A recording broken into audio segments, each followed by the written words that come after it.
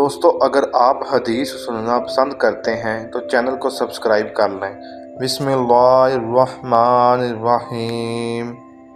رسول اللہ صلی اللہ علیہ وآلہ وسلم یہ دعا فرماتے: اے اللہ، میں تجھ سے جنت کا طالب ہوں اور اس قول و عمل کا بھی جو جنت سے قریب کر دے، اور میں تیری پناہ چاہتا ہوں جہنم سے اور اس قول و عمل سے جو جہنم سے قریب کر دے، اور میں تجھ سے سوال کرتا ہوں کہ ہر وہ حکم جس کا تو نے میرے لیے فیصلہ کیا ہے بہتر کر دے۔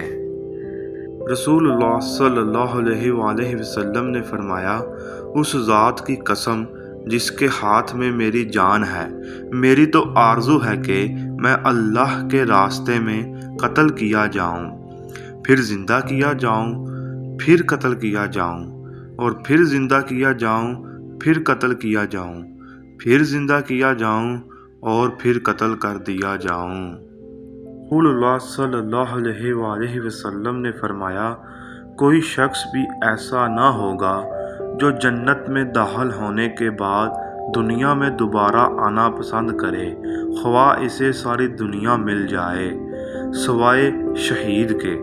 اس کی یہ تمنا ہوگی کہ دنیا میں دوبارہ واپس جا کر 10 مرتبہ اور قتل ہو، کیونکہ وہ شہادت کی عزت وہاں دیکھتا ہے۔